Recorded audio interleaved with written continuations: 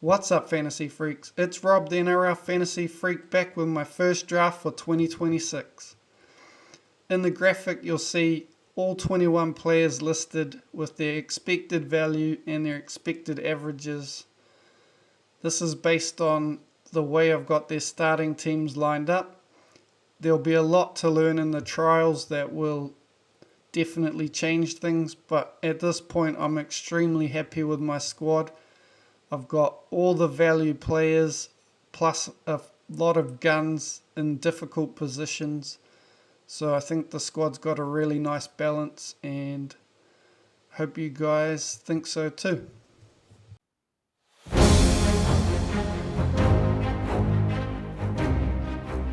So this is my team first draft for 2026. First off, I'd just like to go through the legends, just explaining the color coding I've got going on. And I know there's a lot of information on these graphics, so that is the point of the YouTube channel, so that you can see the information, not just listen to it. So I hope you can, all pause the video and have a look, and you'll be able to see the information that I think is going to help you make better decisions. So first off, expected value. So obviously if a player's got below 0 value, they're going to be red. If they've got 0 to 10 points of value, they're orange. And if they've got greater than 10 points of value, they're green. So we want to get as many green players in your team. Expected average. We want guns in our team that are going to average 50 plus. 40 to 50 is orange, and below 40 is red. And on the team ratings, so I've got the really difficult teams are the dark red. Harder teams are light red. The medium strength teams are the light green. And the easier teams are the dark green. And going through the form value side, so I've put that side in so that during the season, if their form is better than what they're projected at, we can factor that into our decision making, especially on who should be dropped as well. And so same principle, if they've got below 0, they'll be red, 0 to 10 orange, and greater than 10 green. Last 3 average is, it should be the same principle as the expected average. And with the break even, we want lower than 20 break evens will be making us money, because the players we should have in our team should be aiming for 40 points plus. And 20 to 40, it'll be orange. If it's greater than 40, they're pretty much going to be getting close to peaking, and we'll have to look at selling. Right, let's go through this squad, get rid of those. And Chris Randall first up at hooker. I really like him as an option. The numbers average 51 and 70 minutes at lock in 2024. I like that. And people are worried that he won't get those minutes. But I think even in 60 minutes, he's still good. He averaged 44 at edge in 77 minutes. So he could potentially do 60 minutes in the middle and then move on to the edge. And he's a good cover for Paxton, who, if he doesn't play the 80, I'll be picking up points either way. And yeah, with Jolliffe going down injured, I think he should get good minutes. And also he's got the Origin upside for when Tino goes to Origin. So he's a long-term play as well. And he's reasonably priced that there's a few options. If he doesn't pan out, I can go down to Marnie, or who else is there? There's a couple other cheaper hookers that we can move to. Bailey Hayward. So yeah, I like him first up. Moving on, Payne Haas, captain. As I mentioned in my previous video, he's the captaincy of choice, and get him in your team. He's the most expensive player in fantasy for a reason. And yeah, I didn't start with him last year and it hurt, so I won't make that mistake again. And you can see there's last 3 average of 80 at the end of the season. Shows there's potential for him to go even higher than what he's priced at.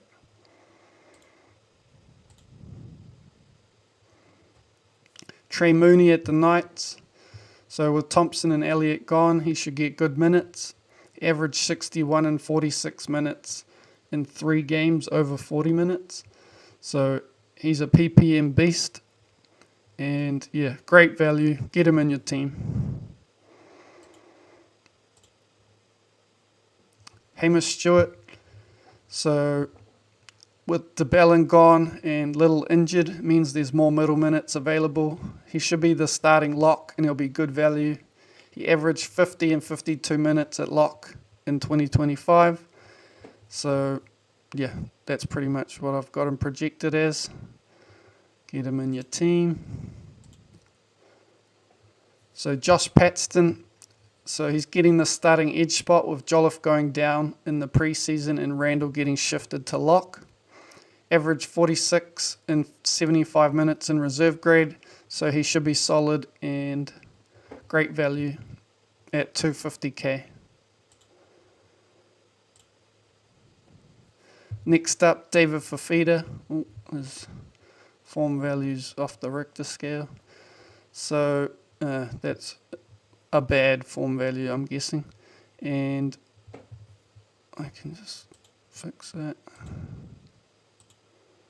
Yeah, not good. He had a falling out at the Titans, which tanked his price. But he's got the Bennett factor, which should equal upside for us. And he looks to have the edge spot at the Rabbits. Averaged 58 and 76 minutes in 2024. So hopefully he can go back to his barnstorming best and he'll be a great value option.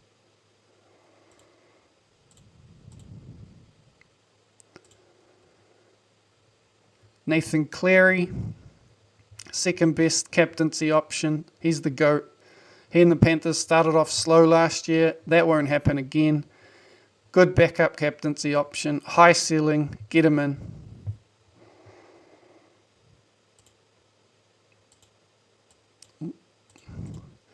Let's go to Dylan Brown. So Dylan Brown, insane value at halfback. He just signed a massive contract, which indicates belief he can run the team. Worst case, he's 5'8", and he has 7 points of value. But at halfback, I've projected 25 points of value. So that will be awesome for our squad value. Sharp's too good not to be number 6. And Dylan Brown is good enough to be the halfback. So I don't see why they would. I think Sandon either slots in at hooker or utility.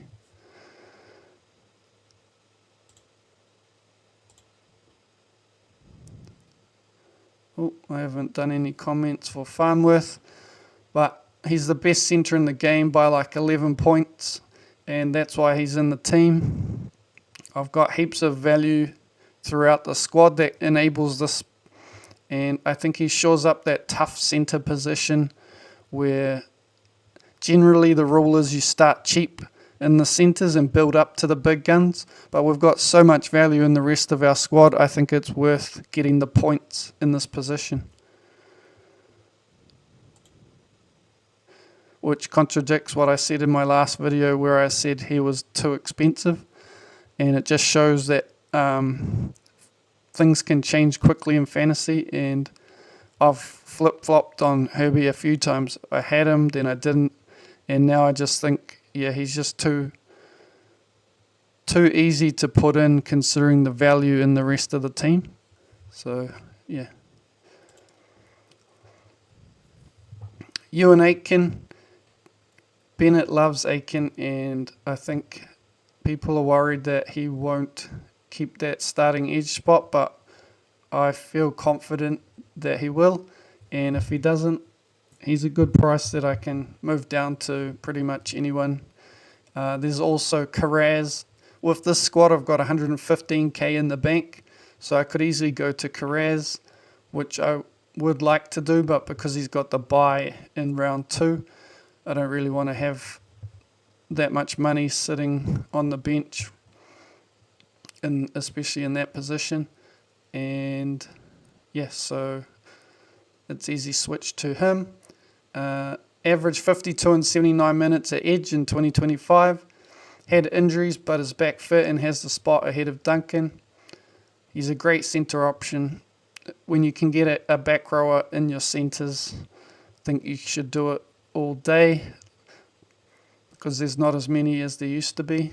Lucas and both Famore have both lost their centre duel, so Aitken's pretty much it.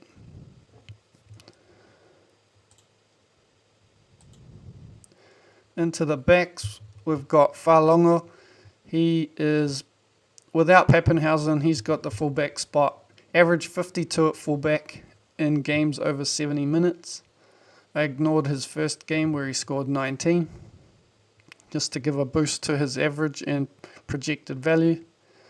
But I have, as you can see here, I haven't done it in the actual data, but I do think he will average closer to 50.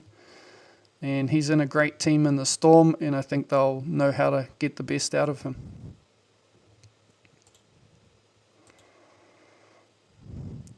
Reece Walsh finished 2025 with 90s galore and 105 in the grand final. Averaged 56 with Reynolds from round 14, which is what people are put off by, that he scores lower with Reynolds, but at 56, that's still value. And he's got massive upside with those 90s. So, yeah, I'm not going to risk not having him. And like I said, I've built value in the rest of the squad. So he's another gun I can get in a tough position where it's hard to find value at the best of times. So David Fale, I think that's how you say it. 250k, cheap option. And hopefully he starts on the wing so he gets the duel. Otherwise, I'm in a bit of bother and I'll have to go somewhere else unless Chester is fit. I've put Chester in my squad thinking if he just misses one game, that'll be alright. But then he'll miss out on duel if he doesn't play round 1 as well. So both of them I'm hoping get duel because that really helps the flexibility of the squad being so cheap. And yeah, so going through the numbers, average 34 and 28 games at centre in reserve grade. That gives him 14 points of value. And he averaged 33 and 8 games at wing in reserve grade. So very similar. And yeah, he's good at that price.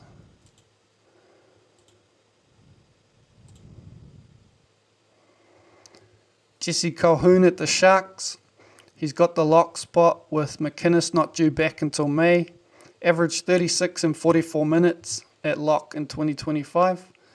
And another off-season should see him come back stronger. He's 24 years old, so yeah, he's got a lot. He's should have put on some more muscle over the off-season, and I think he'll be good.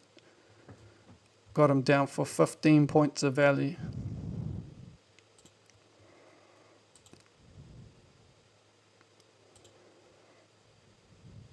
Oh, another one I haven't done the analysis for, but Lukey was in the trial, scored a try, looked awesome.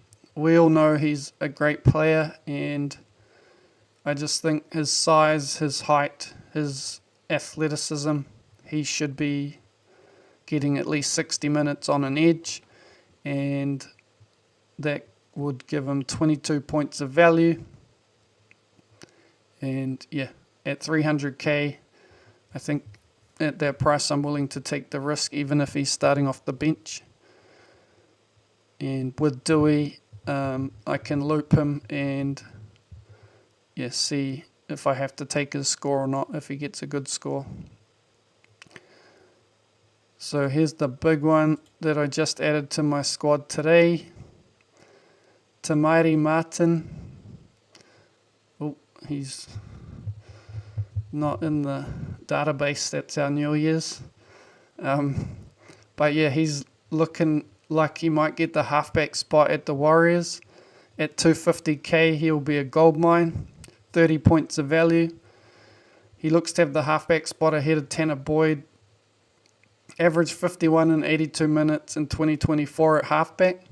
Massive value, up the wires, and I hope this holds because he'll be a great enabler for our squad, and also I rate him as a player, very attacking.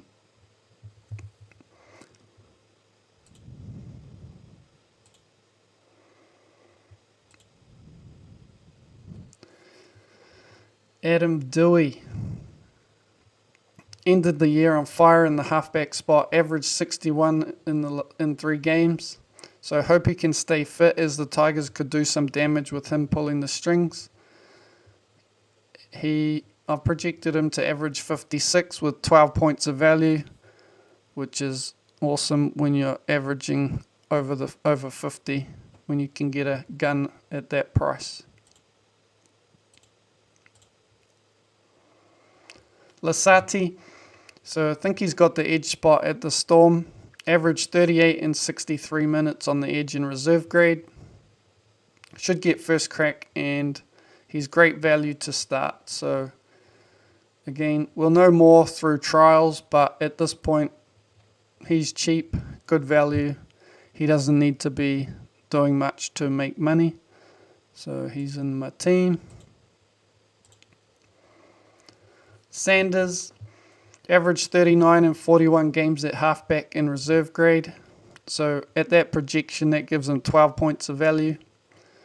And with Fogarty gone, he gets that spot. He's got the easy base stats from his kicking. We know Strange doesn't do much kicking, and Weeks isn't that big a kicker either. So he'll get that, plus the goal kicking in a good team. He's an easy pickup. Brandon Smith, he's turned things around and he's looking promising to have the hooker spot.